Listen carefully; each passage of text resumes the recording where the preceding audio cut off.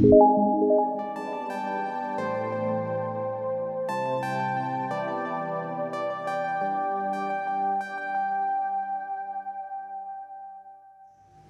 alegría volvernos a encontrar con la comunidad, con todos los que nos siguen por este medio, con este saludo de su párroco, su pastor, para darles desde la palabra de Dios como ese mensaje que esperamos que nos den como alientos, fortaleza para este caminar. En el Evangelio de San Lucas capítulo 10, del versículo 25 al 37, un maestro de la ley se acerca a Jesús y le pregunta a Jesús: Maestro, ¿cuál es el mandamiento más importante? Y Jesús le recuerda que lo más importante es el mandamiento de amar a Dios con todo el corazón, con toda la mente, con todo el ser. Y un segundo mandamiento similar, que es amar al prójimo como nos amamos a nosotros mismos. Y él hace otra segunda pregunta y le pregunta: ¿quién es mi prójimo? Pareciera que eso de amar a Dios no tiene mayores dudas ni dificultades. Sin embargo, nos pregunta más la del amor al prójimo. ¿Quién es mi prójimo? Comenzando por saber quién es.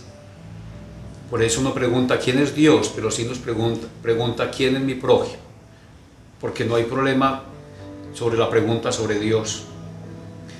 El Papa Benedicto XVI, una bella encíclica, la primera que escribió, Deus Caritas es, Dios es amor, nos da una definición comentando precisamente este Evangelio, donde él nos dice: mi prójimo es cualquiera que tiene necesidad de mí y que yo puedo ir a ayudarle. Prójimo es cualquiera que está triste y yo puedo llevarle un poco de alegría. Prójimo es cualquiera que está solo y yo puedo ir a hacerle compañía.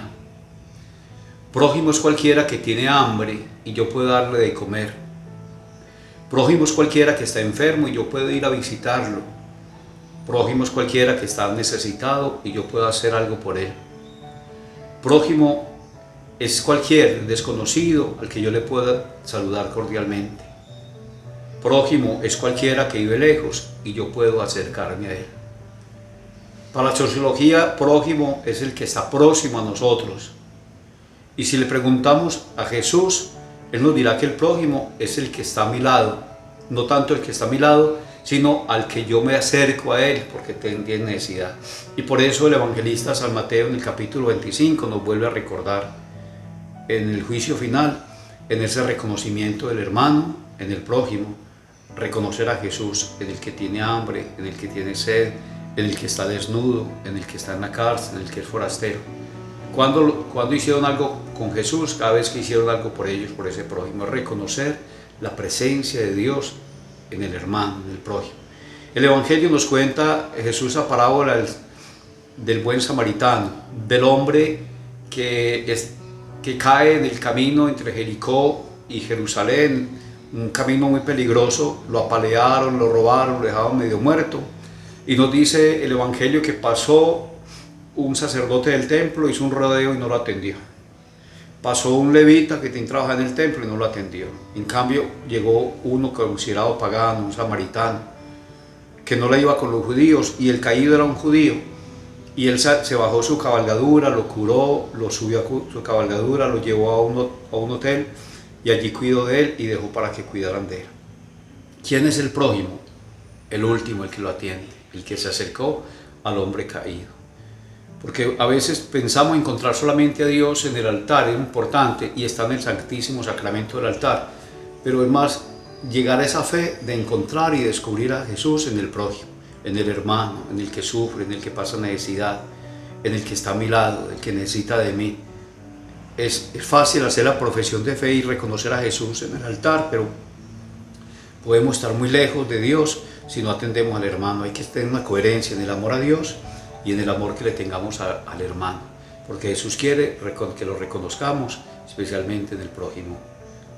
Yo espero que pongamos en práctica la palabra de Dios y que en nuestra vida cristiana seamos coherentes en esa fe que decimos tener, pero que esa fe nos lleve a hacer una profesión de fe en Jesús, pero reconocerlo también a profesión de fe, reconocerlo en su cuerpo místico que es la iglesia, donde sigue sufriendo, donde sigue pasando necesidad. Que en este tiempo de pandemia nos acerquemos a nuestro hermano, que es nuestro prójimo, que tanto nos está necesitando. Buenas noches, que el Señor los bendiga, en nombre del Padre, y del Hijo, y del Espíritu Santo. Amén.